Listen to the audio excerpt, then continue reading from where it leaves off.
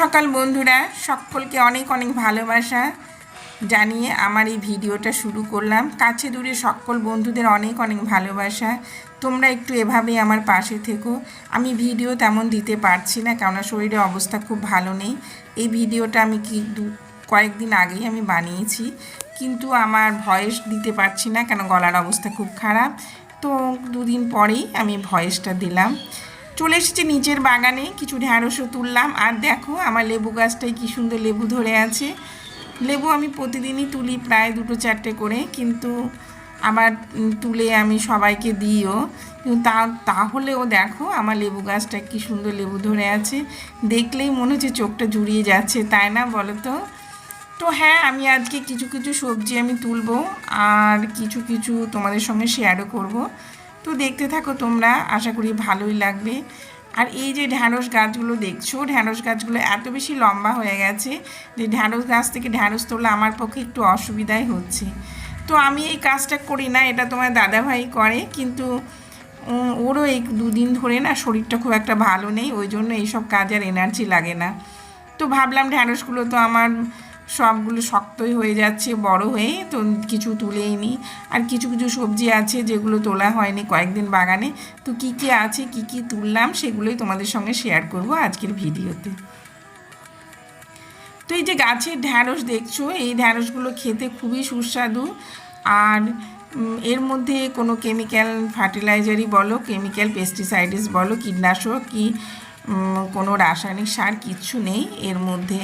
শুধু এখন তো কিছুই লাগে না, শুধু বৃষ্টির জল একটু আধটু পায়, আর চাল ধোয়া জলটাই আমি দিয়ে থাকি। তো খুব সুন্দর হয়েছে ঢ্যাঁড়সগুলো। একটা দিদির কাছ থেকে আমি শুনেছিলাম ইউটিউবে, দিদি আমার খুব ভালোবাসে।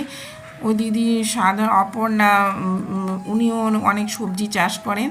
তো উনি বলেছেন যে ঢ্যাঁড়স গাছগুলোই ভাতের ফ্যান দিলে নাকি খুব ভালো হয়। ওই জন্যে আমি এখন রিসেন্ট কিছু ভাতের ফ্যান আর চাল ধোয়া জলটা ঢ্যাঁড়স গাছে দিয়ে থাকি। তো দেখলাম না ঠিকই আছে, খুব ভালোভাবে ঢ্যাঁড়সও ধরছে, আর ঢ্যাঁড়সগুলো বেশ সাইজেও ভালো, আর খেতেও ভীষণই ভালো। আর কিছু কলমি শাকও আছে এখানে, সেগুলো তুলে নেব। তো চলো তোমরা দেখতে থাকো আমার এই ভিডিওতে আমি কি কি বাগান থেকে কি কি সবজি আমি হারভেস্ট করছি। তোমরা দেখতে থাকো, আশা করি ভালোই লাগবে।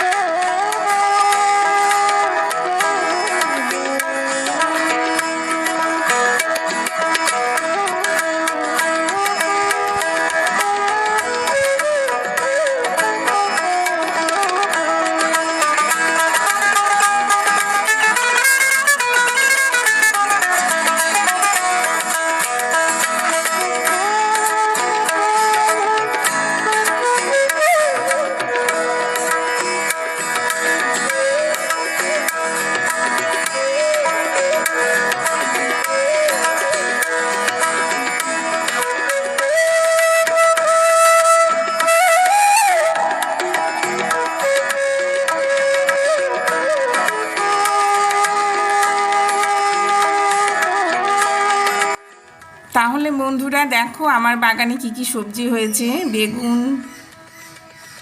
লেবু, ঢ্যাঁড়স, একটা চাল কুমড়োও ছিল, একটা না এখনও দুটো আছে, তো আমি একটাই নিলাম, একটু পুঁই শাক আর কলমির শাক। যদিও আমি আমার মতোই তুলেছি, বেশি তুলতে আমি পারিনি, অল্প অল্পই সব কিছু তুলেছি। তো বেশ ভালোই দুর্মূল্যর বাজারে এটাই বা কি কম বলো তো বন্ধুরা। তো ঠিক আছে, আজকের ভিডিও এই পর্যন্তই থাক। অনেক অনেক ভালোবাসা, অসংখ্য ধন্যবাদ। দেখা হবে একটা নতুন ভিডিও।